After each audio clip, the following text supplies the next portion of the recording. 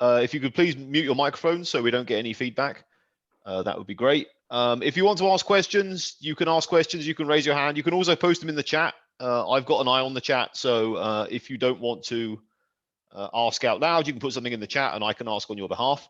The talk is going to be recorded, so yeah, we'll have some questions at the end which won't be recorded. So if you have a question that you don't want to be recorded, you can either post in the chat and I'll read it out for you, or you can wait till the end.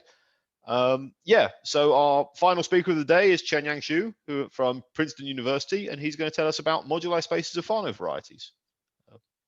Okay, yeah, thank you very much. So first I want to thank the organizers for inviting me to speak in the seminars.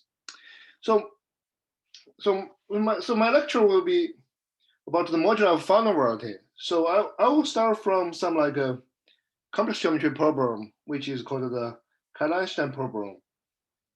I think in 1950s, Calabi asked like two very important questions about the existence of canonical metric for like a complex manifold or Kähler manifold.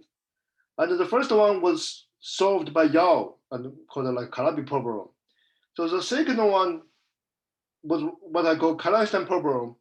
And so basically, he asked that whether you can find a Kähler metric such that this equation holds. Here, lambda is just some like constant. Then, as we know that the class of the rich form is basically the C1x. So in other words, if this is true, the C1x has to be a lambda of the class of omega. That means the C1x has to be either positive, negative, or zero. So that just corresponds to the case when the lambda to be positive, zero, or negative. So when the case lambda is 0 or -1, this was solved by Yao and Orban Yao, like in the 70s. And we know that they have a very striking consequence in Irish geometry. And today, I will mainly focus on the question, the case when lambda is equal to 1, when actually this question gets much more complicated.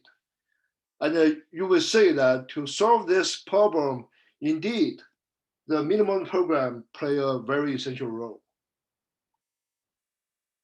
So first, let me just say that people, for a very long time, people know that it's not like, unlike the case lambda positive or zero, sorry, negative or zero, when lambda is positive, it's not always true that the Fano has Kailash metric.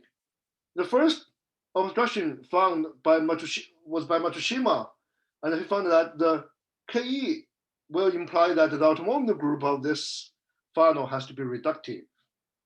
And of course, we know there are many Fano manifolds. The automotive is not reductive. Like, for instance, like a P2 block 1 or 2 points. So then in 83, Futaki found a deeper obstruction. So basically, he attached to any GM action on X an invariant, which is now called a Futaki invariant. And he proved that the X has Ke will imply that the Futaki invariant has to be 0. So, and then again, for instance, if you look at the GM action given like a P2 block 1 point, there's like a hittable surface structure, and that GM action won't have a Futaki invariant to be 0. So, and another thing is Bando Mabuchi proved that the Ke metric is unique up to automorphism. So then the main question is, what's a sufficient and necessary condition for a Fano manifold to have a Kailash metric?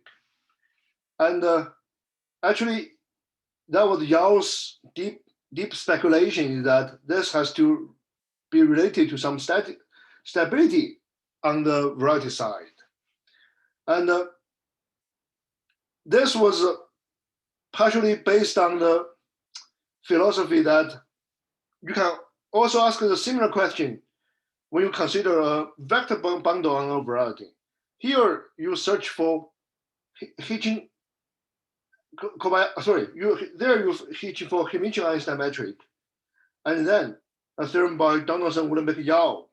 They prove that a vector bundle has a Hermitian-Einstein metric if and only if it's slope stable, which is called a Hitchin-Kobayashi correspondence. So here you really, for the vector bundle picture, you really say on one hand, you search for the canonical metric called the Hermitian-Einstein metric. On the other hand, you are asking something like stability, and these two are equivalent to each other. Actually, from the viewpoint of a momentum map, I mean, this becomes more natural. So Yao basically speculated that it has to do with some stability theory. And then in 1997, Tian made this speculation precise. So he basically considered the setting that instead of X itself, you actually also consider the GM degeneration of X over A1. So here, this data is GM equivalent. So basically GMX on A1 by multiplication. So in other words, except over zero, all other fibers are just isomorphic. The multiplication just move them.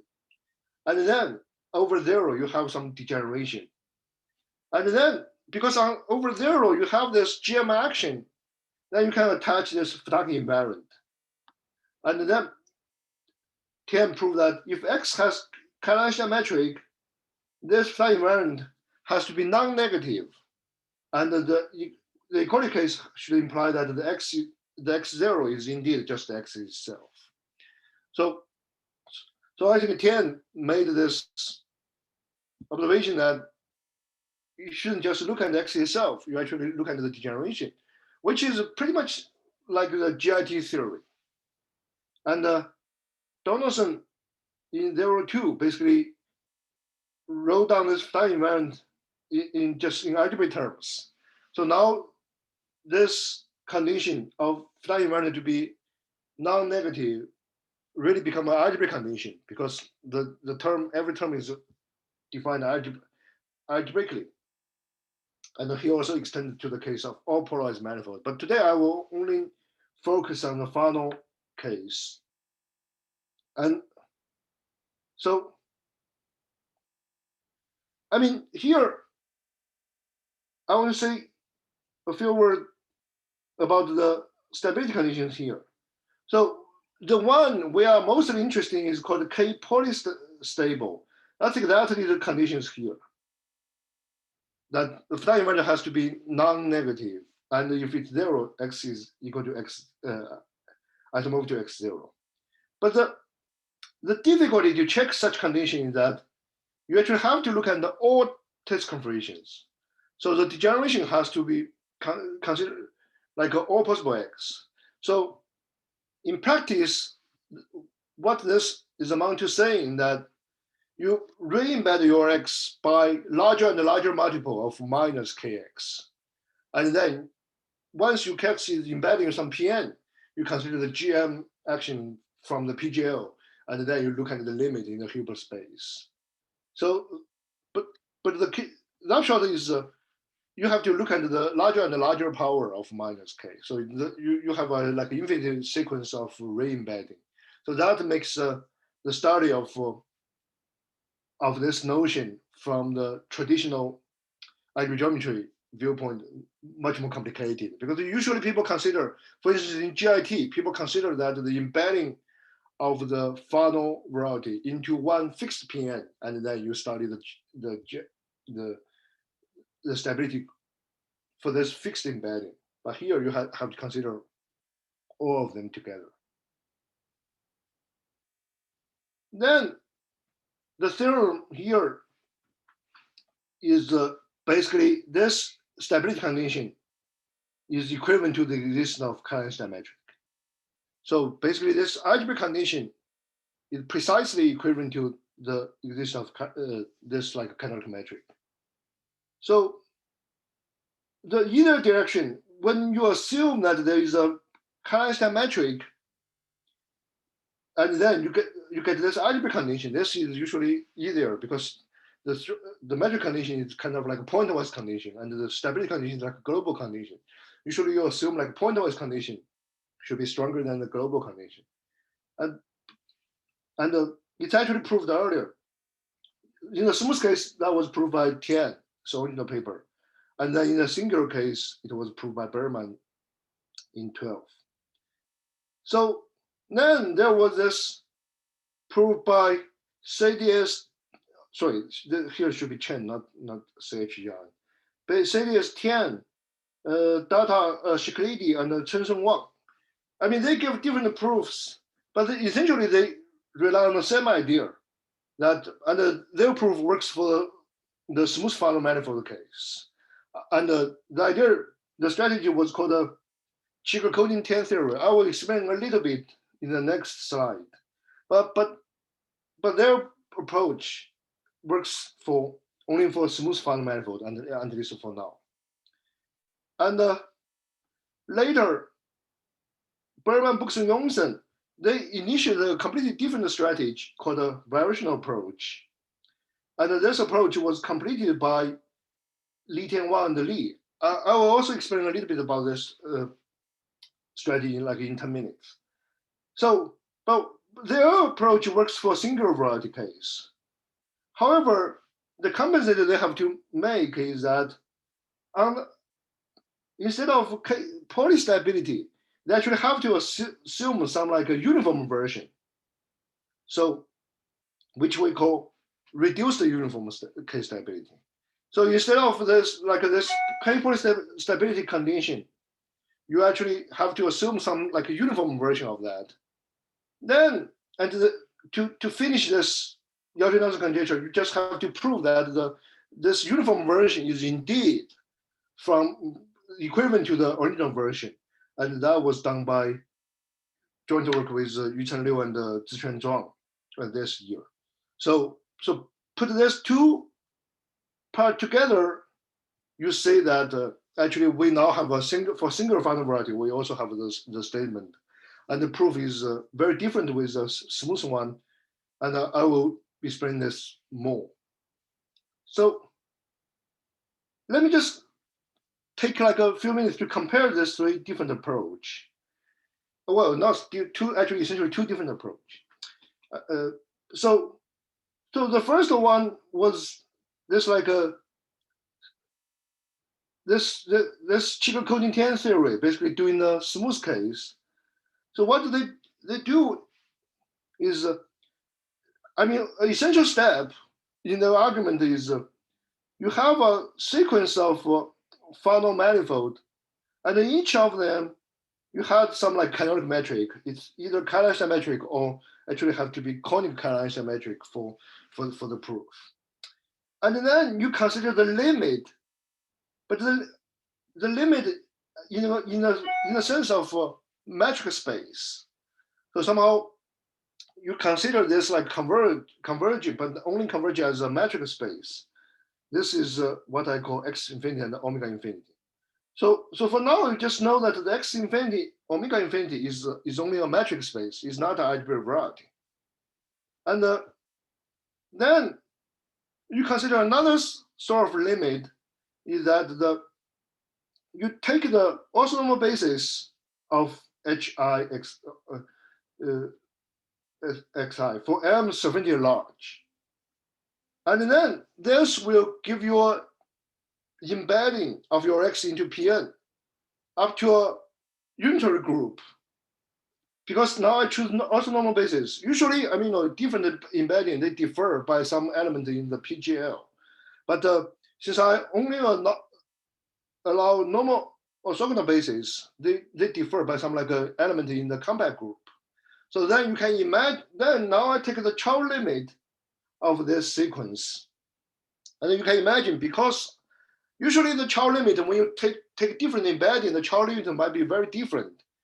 But here, because I only allow the different embedding differ by a compact element from the compact group, you can imagine that the limit in the child variety is also isomorphic to each other.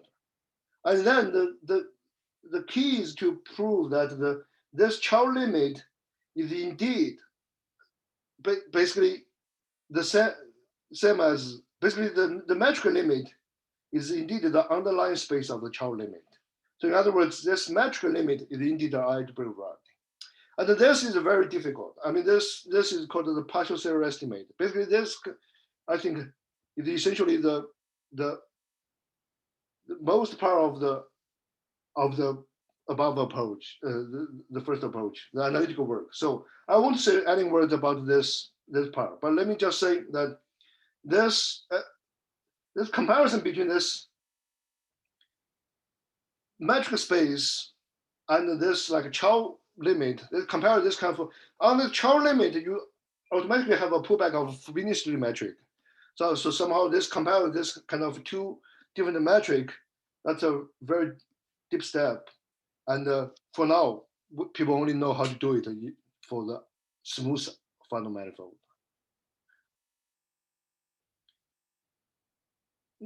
Now, I want to come back to the variational approach, which was started by Berman, Brooks, and Johnson for the Fano variety case, but it's of course built on many previous work in the other cases. And the point is this approach indeed needs far less differential geometry tools than the Chico coding theory, than the previous approach. So somehow this approach is at least, I mean, from an algebraic geometry viewpoint, it's more easily accessible than the Chico coding theory. And it also works for a singular case. So what they're doing is basically from this Fano variety, you just consider the space of metric and then somehow you complete it in some sense. And then you define something called a dim function on this space. And then to have this Ke metric is equivalent to say that this dim function has a minimizer. This was understood like in 90s already. And then people also know that at least already in the 90s, people also know that this D has a minimizer is equivalent to say that this dim functional is a coarser. So satisfy this property. The D is larger than epsilon j minus c. So here j is some like one functional and c is some constant. So everything here now is still just on the metric space. It's some like an analytical term. But the magic here is that if you take the geodetic line from this metric and you go to the infinity, so first you know that the D is convex along the geodetic line. I think this was proved by Berman-Benderson in the most general case. And the key is that if you take the limit here, this limit becomes some like algebraic term. So this is called like a non-Archimedean dim functional on this non-Archimedean metric. So somehow this limit is some algebraic term. And so if you want to prove this, because of this convexity and also the compactness of this metric space, you only need to prove that this is positive. But then dim functional is positive on any non-Archimedean metric. But what's this relation? I mean, this condition is actually an algebraic condition, but what's the relation between this condition with the condition we start with? The point is for any non-Archimedean metric, you can actually find the test configuration approximated. So each test configuration indeed induces a non-Archimedean metric. And so but the space of test configuration, you can think about it, it's not compact. So somehow the space of non-Archimedean metric is compact. So in other words, you start with this like a non-Archimedean metric space, you just find a sequence of test configuration to approximate it. And then to guarantee this condition, you have, if you only know this is positive, that's not enough because that's going to limit. So you have to assume some uniform condition. here. So that's the uniform, how the uniform stability comes in. So in other words, I think that in some sense, to deal with this Kailash problem, there's one key step is to get to the compactness. So that's how, for instance, in the trivial coding theory, they use the compactness of the metric space and then do this comparison between this metric limit and this algebraic limit. So in this approach, they don't have this compactness. They just assume what the compactness gives you, which gives you the uniform stability, and then from there you get the metric. Then you still have to recover this compactness, but now it's completely algebraic side. So that's the statement here, that the uniform stability basically is the same as K polystability. So in other words, the definition of K polystability is already has a compactness there, but to discover that, you have to do like a deep algebraic geometry work. So I will explain this a little under the last third of my lecture. But first, I want to relate this to the title of my talk, which is the K-moduli, the moduli theory of Fano varieties.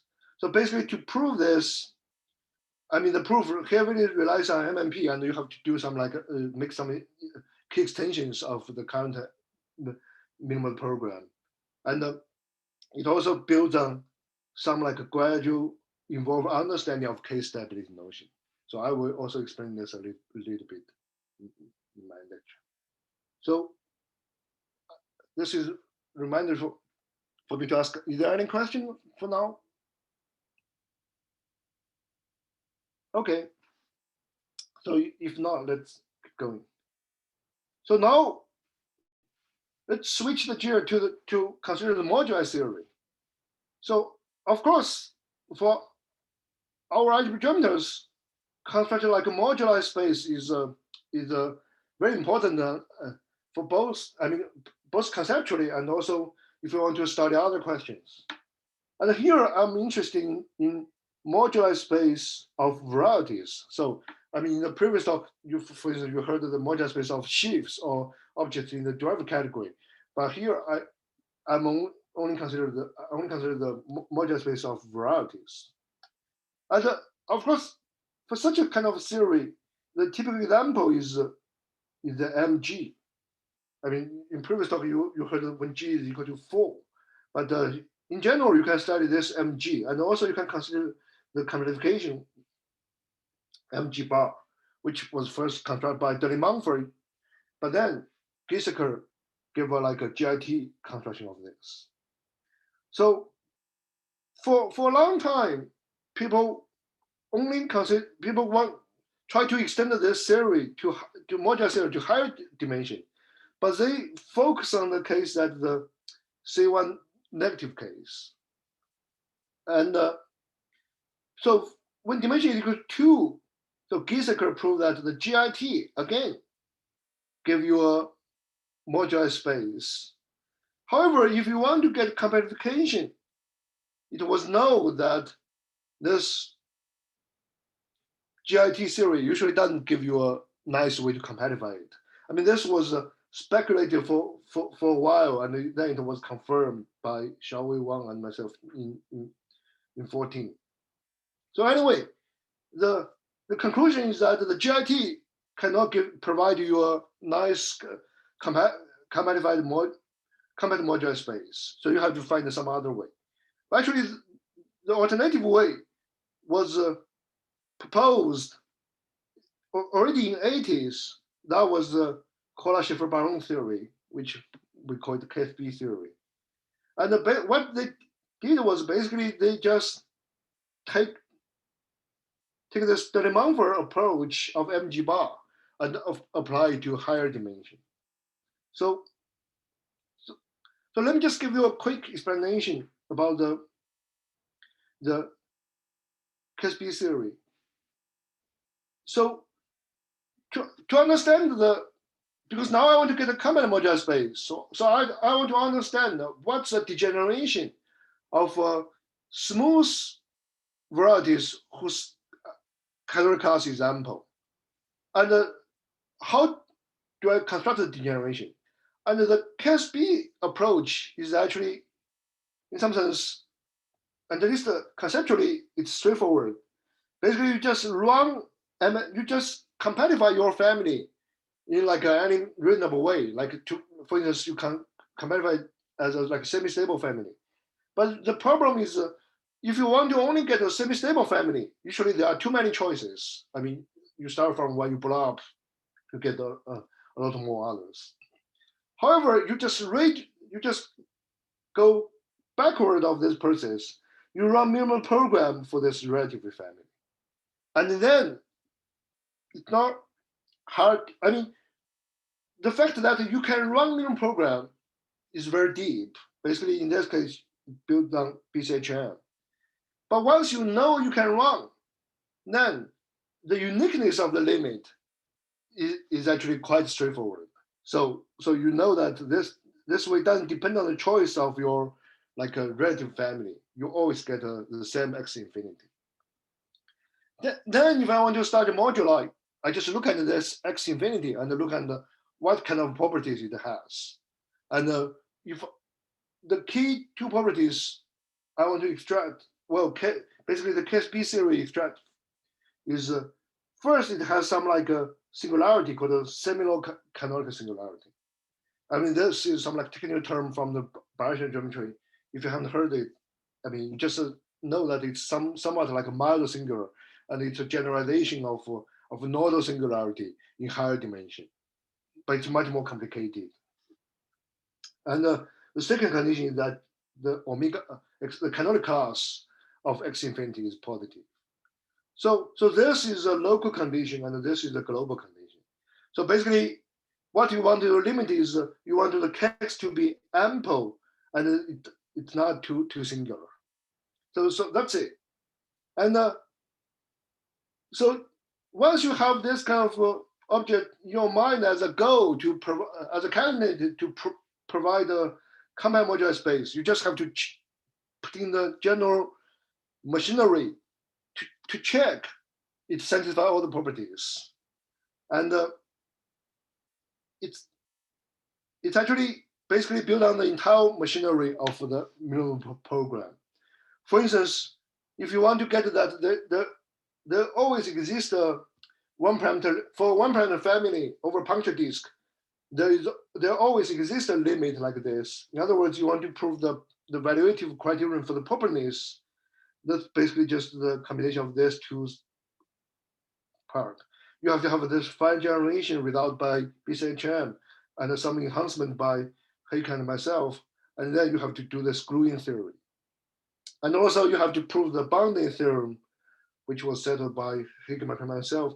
And then, and once you have some like a cost moduli space, you actually have to, once you have a De-Montfort stack, it's easy to prove this is De-Montfort stack. Then you want to get some like cost moduli space, and there's this general by theory by Kiyomori, and in this case it's quotient stack, so you can also apply Kailash. And actually, one subtle thing is how to define a higher dimensional family of variety over non-reduced space, over like a general base, like a non-reduced. That's actually quite a subtle question, but it was worked out by Kailash for the variety case and the pair case, and you see there's a gap of 10 years between the two works. And eventually, once you have this modular space, you want to get a projectivity. And that was, I mean, there was this Kailash approach to do it, but there was one Hodge theory input proved by Fujino, and then in the pair case proved by Kovac Patakafavi. Anyway, at the end of the day, what you get is you fix the numerical invariance. Like in here, if you can fix a two very coarse one. You fix the dimension, and you fix the volume, which is just a self-intersection of this, and then you know that there is a projective scheme parameterize, like as a cost space, parameterize all such Kfb stable varieties. So that's a Kfb theory, and you know, as I mentioned, like people, especially people from Bayesian geometry, spend like many years to think about this, and by now we have such a theory. And then you might ask, how about the case of Fano variety? So of course it's natural to ask, what happens when the C1 is positive? But if you just from the Bayesian geometry viewpoint, then you immediately realize there are lots of pathology could happen. I mean, one big, I think, obstacle is that when you consider Fano manifold over a puncture disk, like usually when you post condition, like of course you need the limit to be minus k to be ample, and then you can post something like a local condition. For instance, you can post even smooth as you want, but then again there is still too many possible Fano limits. So if you just post the minus k ample, no matter which local condition you post, that's not enough. So in other words, just being Fano is not the right condition to form a moduli space, to form like a reasonable moduli space. So I think this is basically the major obstacle for people to think about the moduli of Fano variety. And our solution is that, I mean, basically, I take this word from the famous book. So we don't look at all the Fano varieties. We just look at some like a subclass of Fano variety.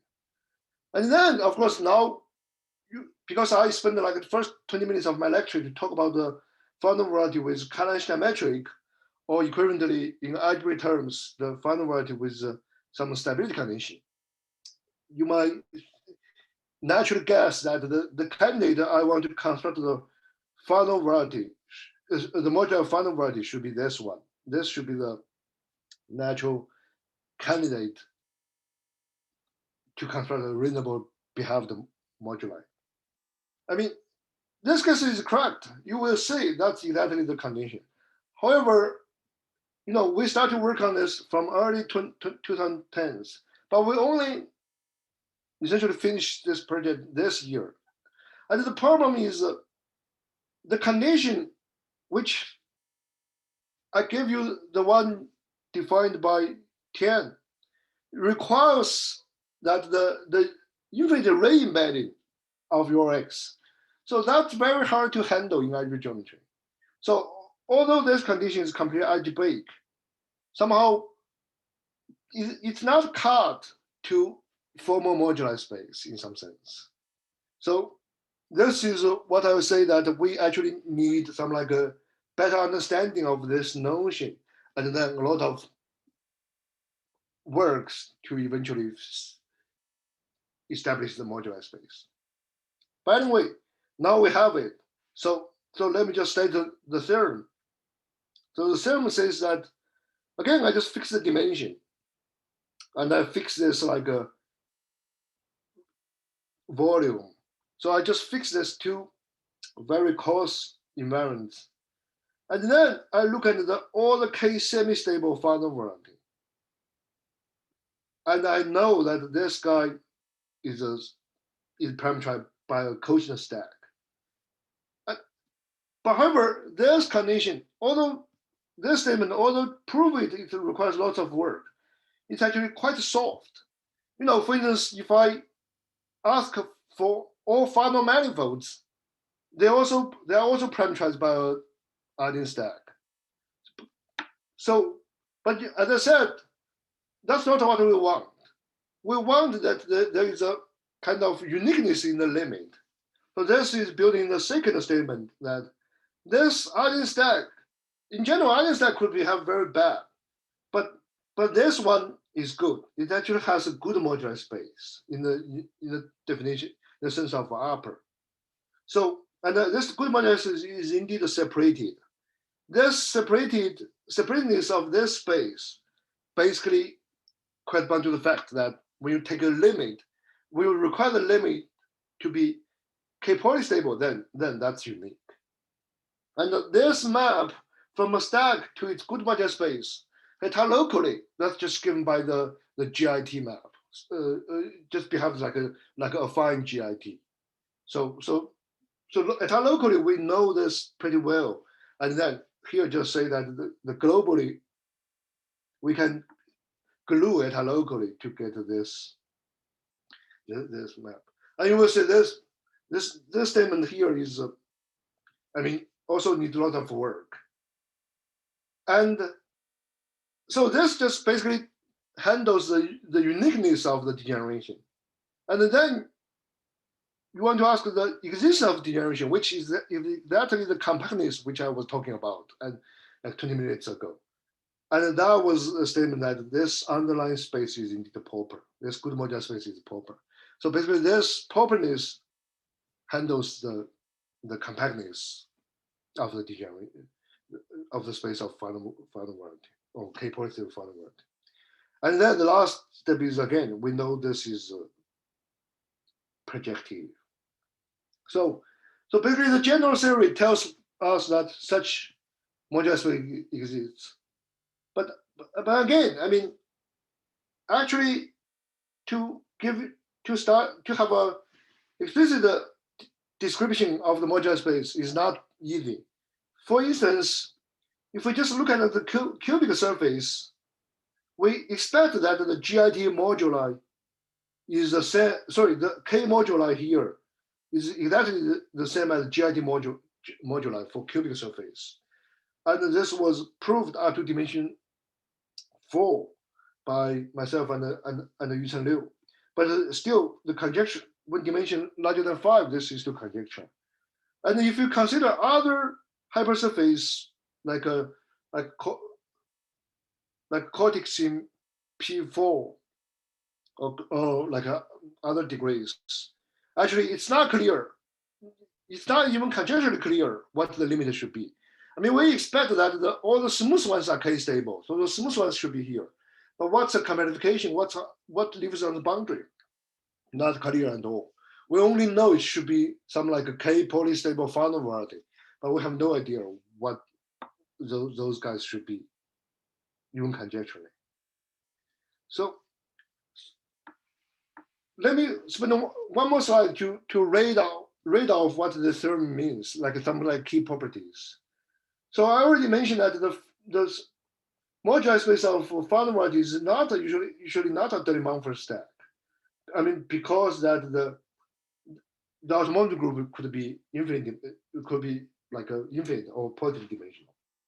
And as I said, the good moduli space means that locally you can glue by this way. Here, the GX is some reductive group, which is just, but you want to produce this kind of atlas for any closed point. Now you have to prove that the inertial group of any closed point. In other words, so remember the closed point just corresponds to polystable variety. Then inertial group of the closed point just corresponds to the automotive group of this polystable Fano variety. And then you have to prove they are all reductive. So remember, in Matsushima, we know that if you assume that the Fano is smooth with Kailash symmetric, then you know it has to be reductive. But here you need a completely algebraic statement, and you also have to allow singularity. But we prove it. So you know that any closed point has a reductive automotive GX, and locally this stack is just covered by this kind of picture, and then you can glue this local picture together. That also needs some subtle things about the global property of the stack. And also, as I mentioned, the properties just say that if you have a semi-stable Fano family over a puncture disk, then you can always fill in with a K semi-stable Fano variety. And so if I talk about K semi-stable one, it's only on the stack level. Then to say the the uniqueness, to say the separateness of the good moduli space, that just means adding two such fields are S equivalent. So this is very much like the vector bundle case. The moduli of the vector bundle, the stack moduli stack of the vector bundle, I mean, that's not a separated stack, but only the good moduli space is separated. But adding two limit on the stack level, they are S equivalent. I'm sorry. Isn't it a problem that the automorphism group of a Fano variety can be non-reductive? That's right, but those won't be K-poly stable.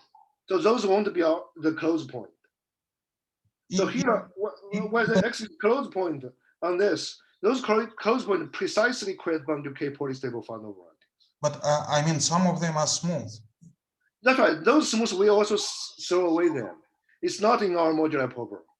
Our modular program is only for K semi-stable Fano variety, and here a K polystable Fano variety. So I thought that subclass of smooth Fano manifold. I thought at some point you were saying that all smooth are in the moduli space. No. I was saying all smooth Fano variety form a Artin stack, but that's not the stack which we consider. Okay. Yeah. Sorry. Thanks. Yeah, I should make this more clear. So basically, you have to throw away some like smooth ones, and as I said, the previous like a Chico coating 10 theory, that one was very powerful to treat the smooth Fano manifold or even the degeneration of them. So in other words, just using that theory, you can get the moduli space only for the smooth objects. But this statement is completely algebraic. We don't need any analytical input. So what's the recipe of the proof? I mean, there are lots of works itself, but it also needs some like a recipe from other part of the algorithm. So first we have to run minimum program, but here every minimum program we run is already covered by BCHM. There is no too much problem for that. And also we need the boundaries of Fano variety. So actually we need two boundary statements. We need the boundaries of complements. So this was proved by Burka. And also we need the boundaries of varieties with some like a local condition. Either we can just assume the Batiev conjecture, like the index is bound, or the BAB conjecture, the long discriminant is bound. Of course, BAB is stronger than Batiev, but Batiev is already enough for us.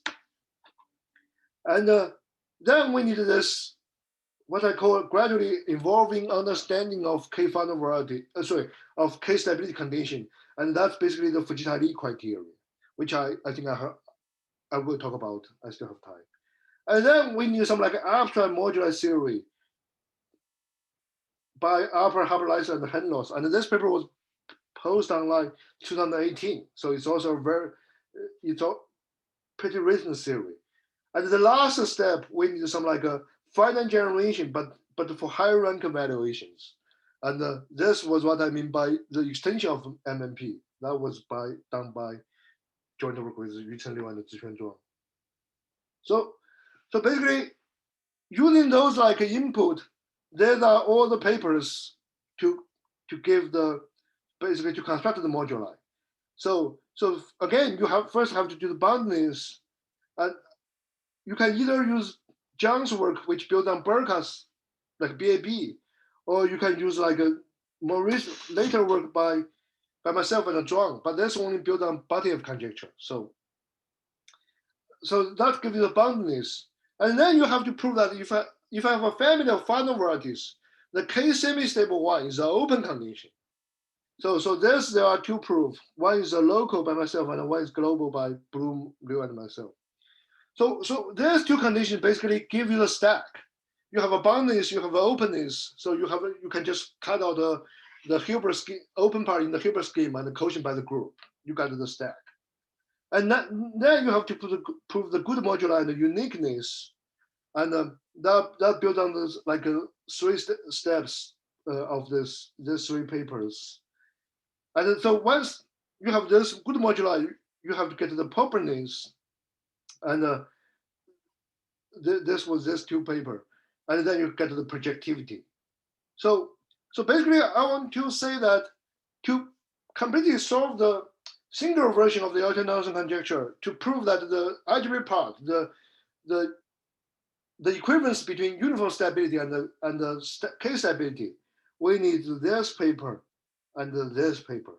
So we only need the 2 papers from there, and that's what I'm going to talk about.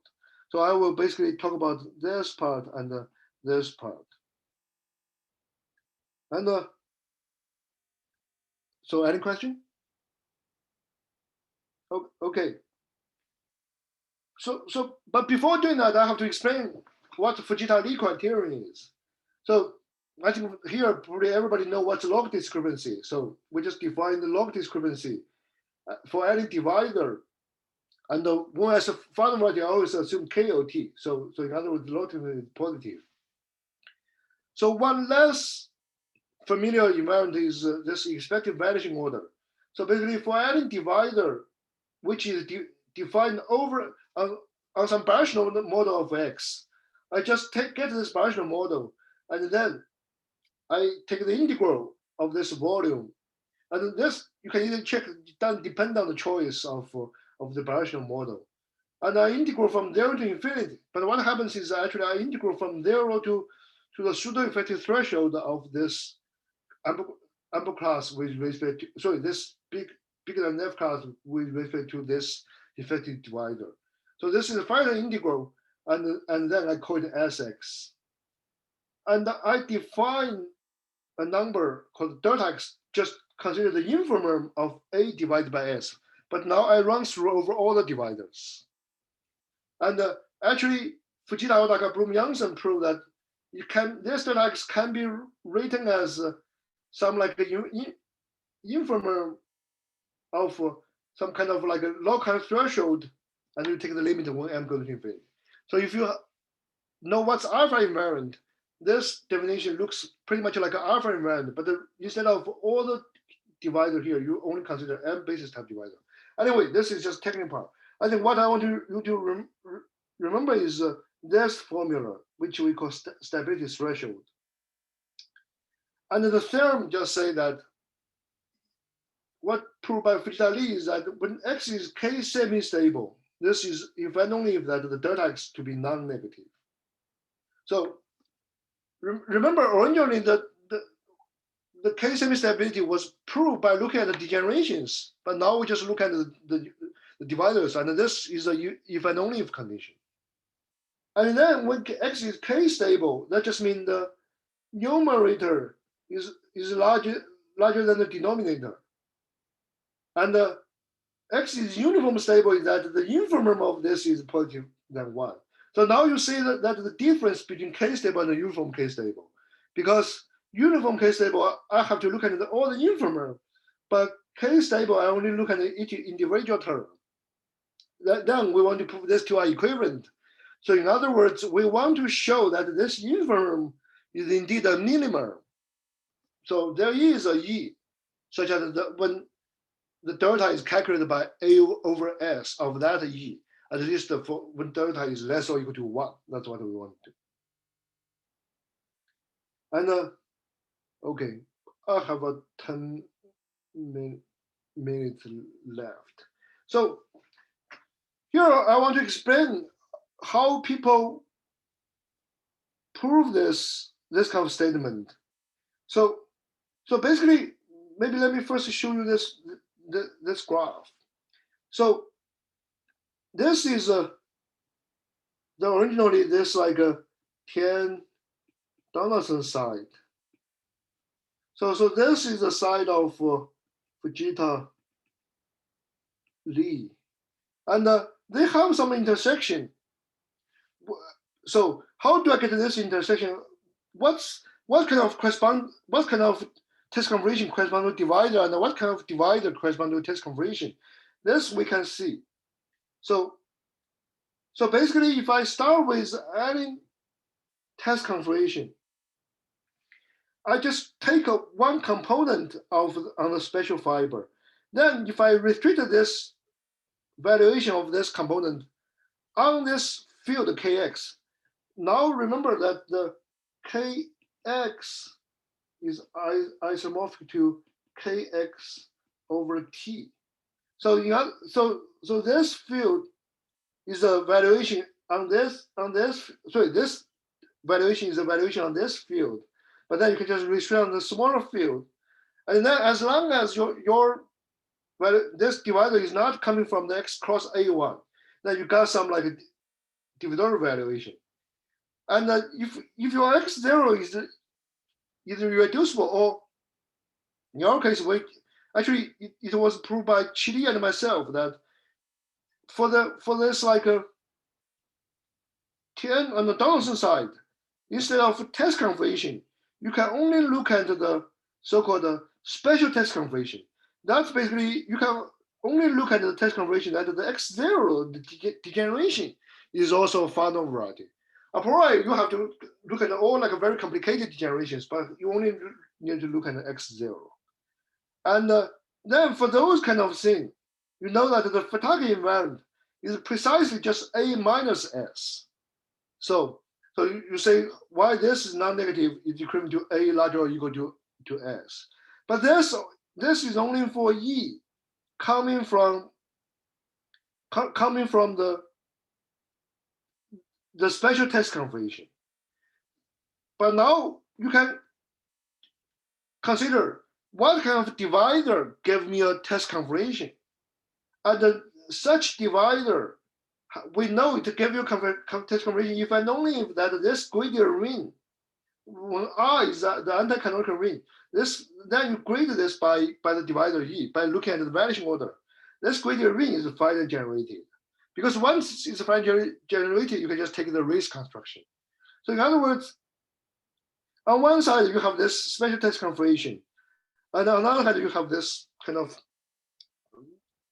divisor E, which has finally generated gradient ring. Sometimes people call it dreamy, but let me just don't use that word. And okay, let me just jump to the second approach. The first approach was given by Fujita and Li, but I didn't have time to talk about. So what Li, myself, Bloom Liu, and myself, we realized was, so originally, you know that Chili and myself proved that the special test configuration larger than 0 imply that all TC larger than 0. So in other words, we have this equivalence. So particularly if you assume this side, then you already got to get this side, right? Now you want to come back. So you want to say that this side can be also calculated by some intersection. And that was noticed by these two work. So basically, we look at the valuation, which is LC place of Q complement. So here, Q complement is just some divisor, which is Q linear equivalent to minus K. And we look at all the LC place. And what we show is that if the delta x is less or equal to 1, that's the case we are interested in. Because if delta x is larger than 1, that's uniform stable, then we know everything. So then we know this guy can be calculated by the informer, but this E is not just adding arbitrary divisor, but the divisor only given by the LC place of this kind of log Calabi-Yau pair, because D is now in the minus K, and XD is log canonic. And we know that all this kind of divisor, you easily use BCHM to show that it gives you a test configuration. So in other words, we also know that here we actually need some like a weakly test configuration, because we are now log canonic singularity will imply that the valuation is always positive. So we also get the equivalence here. So what the Fujita and Li's original approach is, they prove actually everything is equivalent to something more general. but I'm not going to talk about that. Okay. So now I want to go deeper. So I know that the value, the minimizer can be calculated as the delta can be calculated as the informer which runs through over all the LC places. So now I can apply Berka's boundaries of complements. So I know that if I want to, I look at the LC place of a Q complement, it's always a LC place of some N complement. But here, the M complement, but the M only depends on the X. So there is a uniform M, such that all the LC place you are interested is actually just the LC place of this uniform M complement. In other words, what I'm saying that the LC place is indeed the LC place of some like a boundary family of divisor. So this move like a boundary. So in other words, you can think about the X, I have a boundary family of divisor. Now I take a log resolution of them after stratification of this boundary family. And then I have like a lot of valuations on that. I take the informer.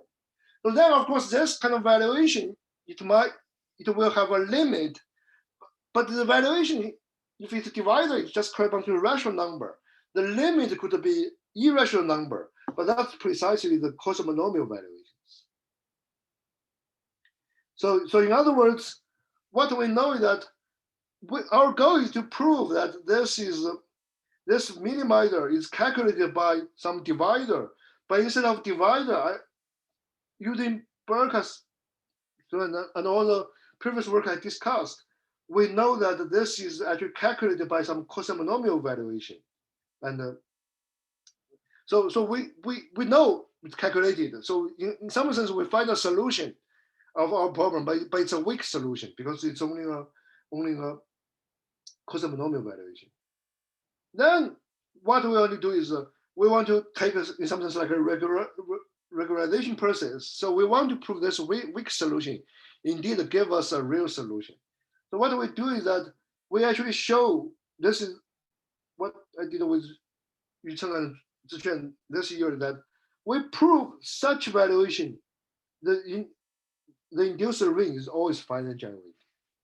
So if this, as I mentioned, if this valuation is a divisorial valuation, then this just easily follows from BCHM. But here we really have to deal with higher rank valuation. So somehow we really have to deal with valuations which are not necessarily divisor, but some like higher rank cosmonomial one. And we still know this kind of valuation is also LC place of Q complement, but that's not enough for the finite generation. So for divisorial valuation, this condition is enough to get to the finite generation by BCHM. But this is not true for higher rank valuation. So you see the subtle difference between the divisorial one and the cosmonomial one, because just knowing the being a LC place of a Q complement, that's not enough for cosmonomial anymore. So you really have to work a lot harder to prove this finite generation. And then once you prove this finite generation, then it's easier to prove that you can take a small rational perturbation. So once it's rational, it's just of this kind of form. And then you prove that the A over S is equal to the A over S for E. And then you find the divisor which calculates the minimizer. And this basically implies the K stability and is equal to uniform K stability. Remember, what we need is K point stability is the same as reduced uniform K point stability, but that can be proved like a very similar way. Okay, thank you very much. I'll stop here.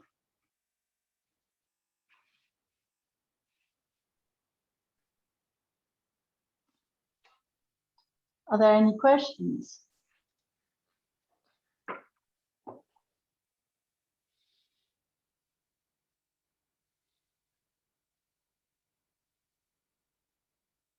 Sort of a vague question, but where do you think the field will go now that this conjecture has been proven? Yeah, I don't know. I mean, of course, many people are working on the explicit examples, like those are, I think, are still very interesting question. But also, there is still this like a local version of that. We still for that version, we haven't proved the finite generation yet because it needs some like boundless statement which we don't know yet. So that's I think one important question. But generally speaking, I mean, of course, many people ask about the situation for CSCK, but it's not clear to me like how much algeometry theory we can build in for CSCK. Like for Fano we really have a very robust theory, but for CSCK it's not clear to me. I mean, so maybe there is, maybe there isn't, but I couldn't say anything. So I think somehow the foundational theory about the case stability of Fano variety is more or less done. Yeah,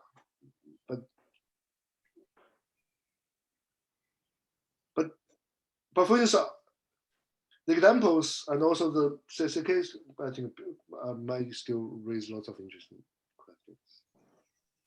Thanks. Thank you. So